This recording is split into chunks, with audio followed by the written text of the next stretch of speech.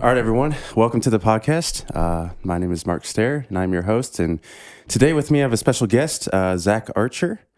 And today we're just going to talk about, he's first going to introduce who he is and what he does. And we're going to discuss what his passions are and what kind of led him to pursue those passions. And we're just going to begin with that. So, Zach, just introduce yourself and who you are and what you do and what you're. Absolutely. Like you said, my name is Zachery Archer, and I am a photographer. I started taking photos roughly 3 years ago, I think now, back in 2015, 4 years ago. But yeah, more about who I am. I'm 21 years old. I was born in July. Went to Plainfield High School, which is kind of about 30 minutes away from here. Yeah, not too far. In high school, I was kind of like the average guy. I played some sports. I played football. I ran track. Track was kind of like my big sport. And then I kind of got into photography, actually, my summer going into my freshman year of college at Indiana University. So I got into photo taking there. And at first, it was kind of just something where my friends and I would go out. We would take some photos of just anything, it could be, we'd go catch a cool sunset at Eagle Creek, which is a nice spot to go to. But yeah, it was just kind of, it started out as a hobby and developed more serious when I started making like a small side income with it. So I was a freshman making, $5,000 in a span of 2 months. Like freelance work? Yeah, just freelance work. Yeah. That could be anything from shooting a wedding, shooting some senior portraits, shooting couple portraits, engagement photos. I mean, anything you name it, I was shooting it. Mm-hmm. And it was more of just, it wasn't really work to me. It was just, it was fun to do. It gave me the ability to go out there and create. And to me, it was just really fun to do that. And it just so happened that I got paid for it too. So yeah. It was definitely a hobby that turned into more of a freelance job, really. Good. So yeah, that's kind of the origins of the story, if you'd like to call it. Yeah. So I think a lot of people nowadays, they think they have to find out what they're passionate about when they're really young or when they're like in middle school or high school. But like you said, you really didn't find that, you have a passion for photography, and you didn't really find that until you were a little bit older. Like, how old were you when you started? Like 20? Yeah. So like when I first picked up a camera, I think I had to been like maybe 19 when I first picked up my camera. Yeah. And I just think I remember when I was growing up, in junior high, middle school age, we would have these like career fairs where we'd, in our like gym in our school, they would take us around and they would kind of try to get us interested in different career, like there are different booths and everything set up. And they got you thinking about that like right away, which was kind of scary to me because after those times, like, I think it might've been a couple times a year, maybe once a year, but like coming out of there, not even like feeling that anything like really fit me. So, right. I definitely think, finding your passion doesn't mean it has to happen right away. And I didn't even know if it was a passion of mine until I got pretty deep into it. Mm-hmm. And like I said, it started out as a hobby and then it became like a pretty nice income. And I was like, well, heck, if I can make money doing this, why not try and do this full time? And that's kind of where the idea originated from. But I mean, at first it was definitely it wasn't, like a passion. It definitely wasn't a passion. Mm-hmm. But I definitely think the standard of finding, what you want to do isn't really set high these days, especially in, schools and just life in general. I think a lot of kids kind of just go through the normal ropes and don't really, I think everyone has a passion that they need to find. Mm-hmm. And I think a lot of kids kind of don't take that into consideration or take it seriously. I think a lot of people just expect life to happen. And I think, life is precious and we're all here for a specific reason. And maybe I'm not here just to take photos, but it's something that I deeply enjoy doing. It brings in money, which is just a bonus. I really like doing it. And it just so happens that I've had the time and the opportunity to do it while I'm at a young age. Yeah. And then through all of that, I've kind of developed it into a passion. Yeah. And I know you talked about, your purpose and that it might not even be photography per se, but it could be maybe how it impacts people. Like I know, like Zach and I, we both met coaching track and field at a local school. And I think that's one of the cool things too, is that, I not only work at a church and everything, but I'm just getting involved in community and be able to pursue something else that I'm passionate about, and to be able to impact, those kids and everything, to be a good influence on them and to try to push them to be better. I think you want to do that, whether or not it's through photography or through coaching. Like you want to inspire people. Right. I think. Yeah. Inspiration is huge for me. Yeah. I think without inspiration, you can't even develop a passion. You can't. Inspiration, I think, is the soul, like the core to any dream that, anyone might have. Yeah.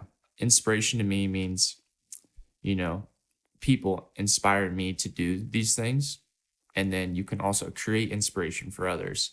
So I think that, by taking photos and kind of creating my own aesthetic, whatever that might be, a lot of people think aesthetic is just having certain colors in your photos or taking just specific kinds of photos.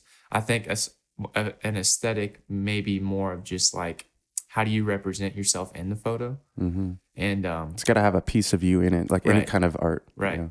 And I think that, once you establish yourself enough to where you can consistently make that piece of work represent you more, per se, then it starts to inspire others.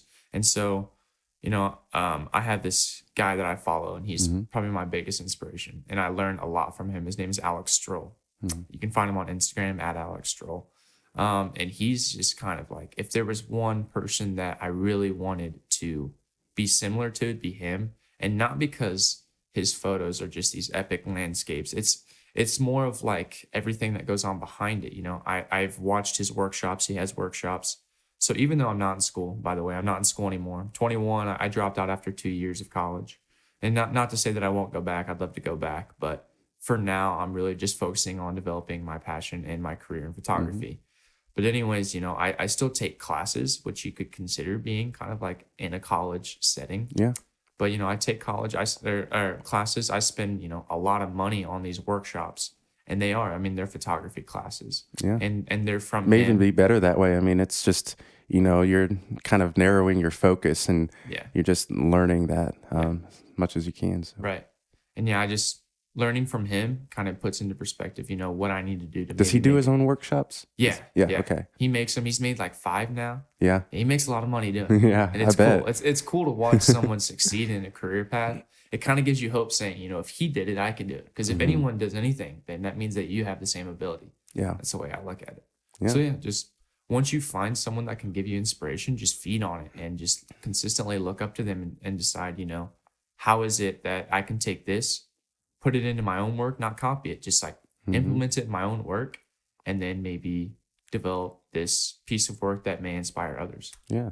So do you think it's true that kind of like in a song, for me, it's like as soon as the song starts playing, I kind of instantly recognize who it's by, or at least I kind of know that, oh man, maybe if it's not the artist I thought, they kind of base their music, or like it's definitely heavily influenced by another artist.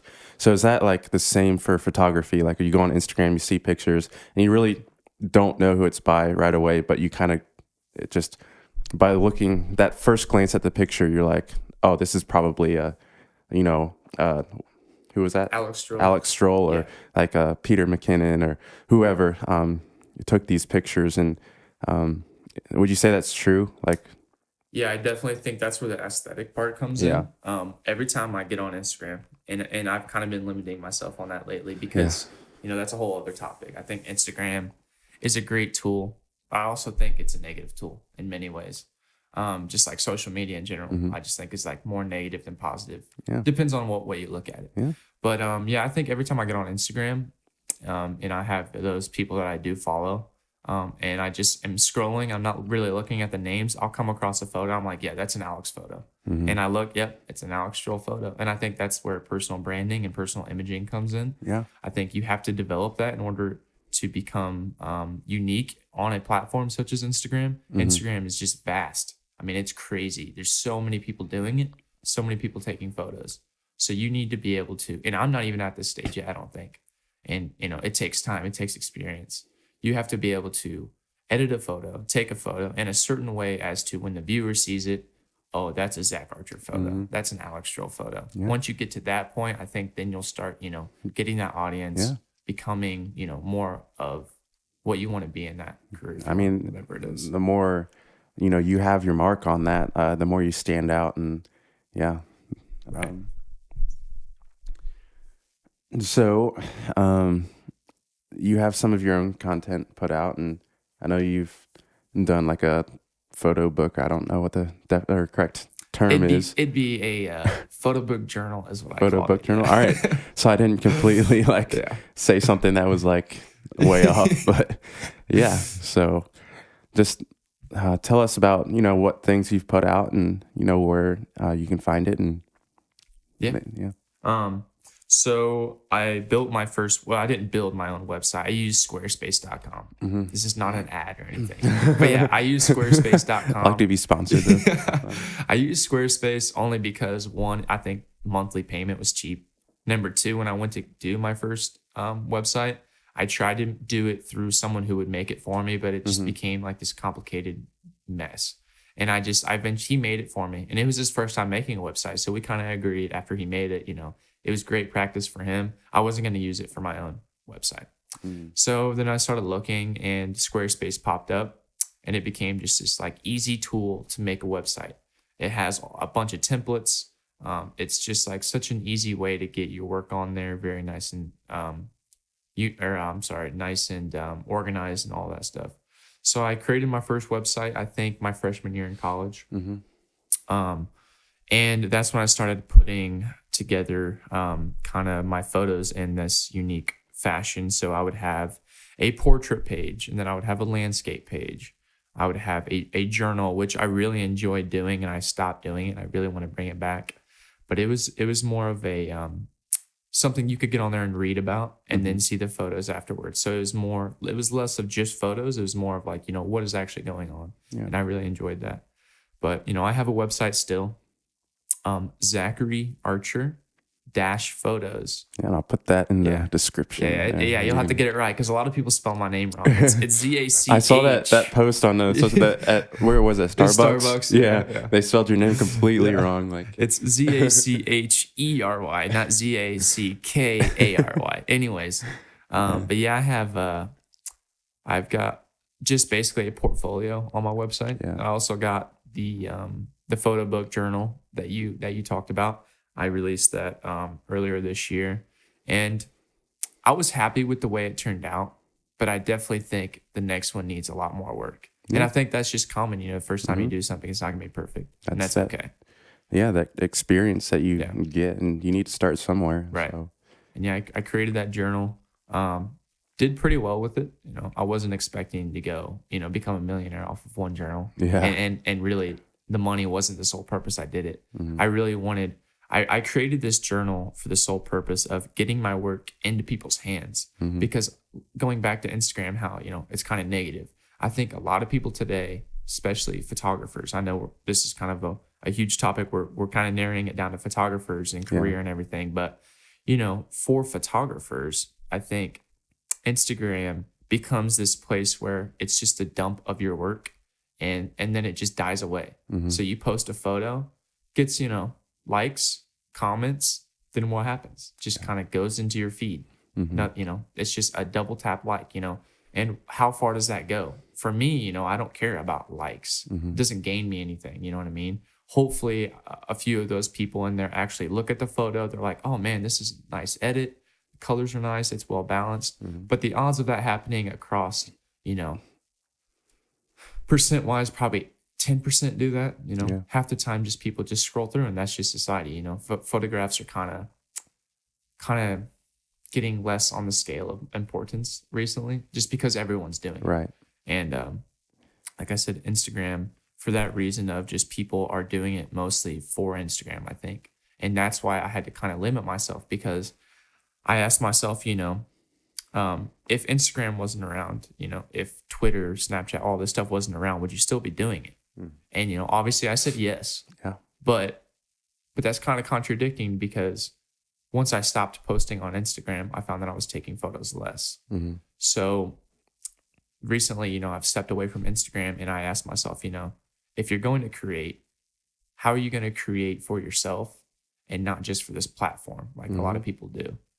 And so I think it's been really healthy for me to step back and only use Instagram, kind of when I want to, not because I have to. Yeah. And so, I created that photo book journal, did pretty well. And that's why I wanted my work to be not just on Instagram. I wanted it to be in people's hands. So I made the journal, gave a description of who I am, kind of a good backstory. And then everything up to that point in my career of photo taking, it's pretty much in that book. So it's about 100 photos of my best work up to that point, places I've traveled. So it's broken up into 4 parts. It's an introduction. I'm sorry, 5 parts. Introduction. And then it's my best of Indiana with some backstories. It's my best of this place called Max Patch Mountain in the Smoky Mountains. It's one of my favorite places to go to. I think everyone should go see that in their life. Yeah. Especially here in the Midwest. And then my best in Colorado, and then my best in California. So it's those 4 sections of photos and then some backstories that go with it. So that's on my website. And then I've not really sold many photographs on my website, but that's definitely something I need to get into, because I would love to see my work more up on people's walls than just like them liking it on Instagram. If that makes sense. Yeah. So I know you're talking about, your passion to create and to make something. Are there any other avenues that you may take down the road, or maybe that you want to dabble in, or that you just want to kind of experiment or test your capacity and limits to branching out into some other medium or form of creation or anything like that? Yeah, so definitely once I started taking photos in college, it became almost like the only thing I was doing. And that's sort of the reason why I dropped out, is because I was just so busy and so focused on taking photos that I was just sitting in the classroom, and I wasn't there in the classroom. I was on my computer editing, and I was wasting my time and my money. And it wasn't, I didn't drop out of college because I didn't think it was helpful at all. I just think that college is meant and is there for people that need it and that need to go there, get a degree to get into a job. And I'm not saying that I don't need college, but for me right now, photography is solely a freelance thing. If you want to make it big, you can go and get that degree, which I really do want to go get one day, but financial and things like that, right now is not the time for me. But anyways, I think by branching out as a freelancer, right now I'm doing like 4 things at once. And that's the sucky part about being a freelancer. You can't just do one thing and it suffice all of your needs. And which is okay, because I like being busy. So recently, as you know, me and Mark met doing coaching track. I started coaching track. Never thought I'd be doing that, but it's proven to be one of the coolest things I've ever done. I've really enjoyed coaching track. I got moved down to the middle school level because they needed some help there. And just like coaching kids that young, it's really special to me. Like being able to have an impact on kids that young. And then by the end of the season, they're sad that you're leaving and that the season's over. And it was pretty sad the other day. That I left all of them. I had to do it my first. Hey, you got a Buffalo Wild Wings gift card. That's true. That's true. She got me $25. That was pretty cool. Yeah. But I had to. There was a banquet, the track banquet, and I had to speak in front of about 300 people. Really? Yeah. I had a microphone. I was in the middle. Is there one for that for the high school? I don't know. You better get ready because it's kind of scary. It's kind of scary. But yeah, it's just another experience. I thought I'd never have, and I did just by branching out. I mean, I'm a freelancer. I have some time on my hands, and decided to do track, and turned out to be a little bit more than I thought it was going to be. But that's okay because it kept me busy. But yeah, going back to your question, branching out, what other forms of creation I'd like to do in the future. I'm basically right now I'm a photographer. I don't do a lot of video work, and that's something I really need to do because to make it in this line of or this field, photography, you need to be can't think of the word right now, but you need to be like flexible. You need to know more than just how to take a photo and how to edit it. And I think video is huge in today's society. I think it captures attention more. If you have a video on YouTube, I think it's going to get more views and more like not views but more engagement than just a photo. Because what can you do with a photo? You can look at it and you double tap it. Like a video, you can watch it, you kind of think about it, and I think that's what's really in these days. So I need to get more into video making. It's like the storytelling aspect of it, right? And a picture can tell a story. It's like just a snapshot, and the photo can. And I mean, I think if you're a photographer, you have to tell a photo, or you have to tell a story within your photo, because without a story, it's just a photo, Yeah, and, but I think video has the ability to kind of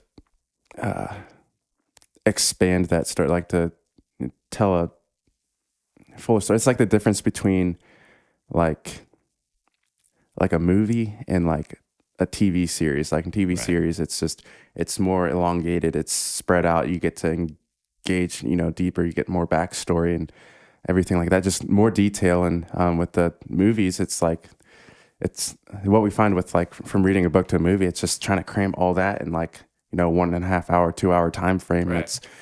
It's kind of like a picture, just like a snapshot of what there actually is, like the background and everything. I think that's really important, and pictures are important, but I think video would be either one. I mean, they complement each other. Right. They don't take away from each other at all. That's where I think the creative process can really become adamant is in a video, because when you go to do a video, it's not just, hey, just line up here, I'm gonna take a cool photo, maybe like do this, do that. It's pre-planning, and you can do this with photography, and I've done it before to create kind of like a set of photos, of drawing them out before I go and take them, so I can have a visual representation in my head, and then I go and take them, and I think it creates a story more. But with video, I think the process is a lot harder, and maybe that's why I haven't done it yet. Not to say that I don't like doing hard things. It's definitely more involved. It's way more involved. Yeah. And it would definitely be a kind of a takeaway from photography, because when you're doing video, you got to be, your brain's got to be on to, okay, take this video, not this photo. Yeah. And to me, when I'm in a situation, I always want to get the photo, not the video. And I got to train myself to think, just step back, this would be a cool video. Later, then you can put it to a bigger video. Yeah. And, like I said, back to the drawing, when you're doing videos, especially for me, I'd like to draw it up beforehand, create the story on paper, and then go and shoot it. So that's like another creative process I'd like to get more into. Yeah. So I guess we're coming probably near the end of the podcast segment. But do you have any advice for anybody wanting to get into like photography or anything like? Yeah. For people maybe just thinking about it, or maybe kind of, they're apprehensive, like, well, what do I even do? Like, what steps do I even take? Yeah. That's a good question, because, I mean, I've had a lot of people, not a lot of people, but, a few people here and there, and I consider the few still important. A lot of people come to me and ask, what camera should I get if I want to get into photography? What lens should I get? And I think a lot of people get into photography or don't get into photography for like the wrong reasons.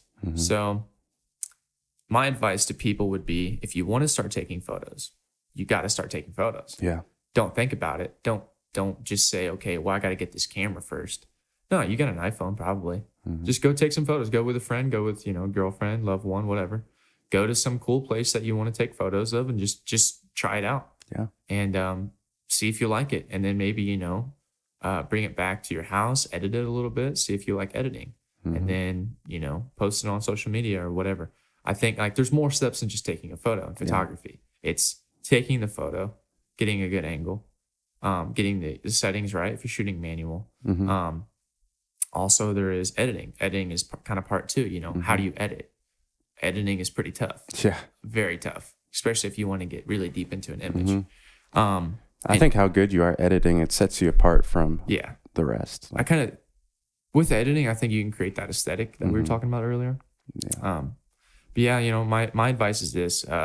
If you want to start taking photos, definitely do it. What kind of camera should you get? Any camera you can afford. I mean, I started out with it was $1,000 camera. And that sounds like a lot of money, but you got to think photography is expensive. Yeah. It's not something where you can just get a camera and a lens and you're under 500. I mean, I don't want to talk about my setup or anything, but a number, it's high. Yeah. The amount of money I put into photography is high. Yeah.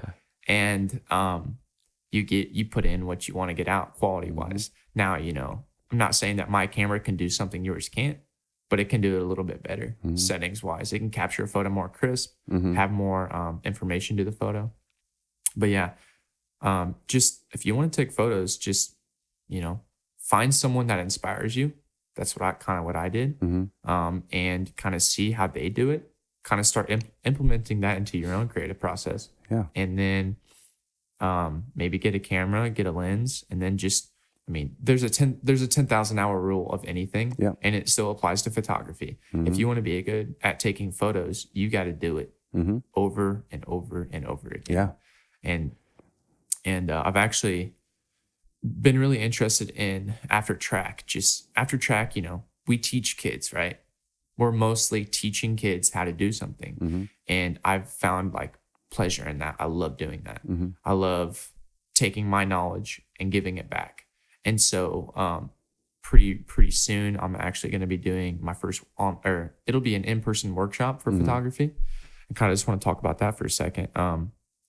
Basically back to your question of, what do you recommend people doing if they want to take photos? I think my class would be a great place to start. It's going to be free. At least the first class is going to be free for everyone to come. And it's going to be a really, really broken down kind of like an introduction to photography. Everything there is to know about a camera, how to shoot, how to do this, how to do that. And I think, if you're interested in something like that, don't be afraid to come to that. Don't be afraid to do anything. Like a lot of people, I think, photography specifically, there's social standards on everything. I didn't know I was going to be a photographer back when I was a senior. I probably thought it was a little silly concept to think of. But, you never know. Just have an open mind going into anything. And, photography for me just blew up. And that's what I do now. And if I can help bring someone else down that same path of, holy crap, I love taking photos, then I kind of want to do that. So again, if you want to learn a thing or two about photography, definitely check those out. I haven't released it yet, but it'll be on my Instagram. So if you want to plug the Instagram too. Yeah, I will. Cool. Yeah. But yeah, final words on just what to do with photography. Just try it. Give it a shot. Don't quit after, I still take photos to this day that I don't do anything with.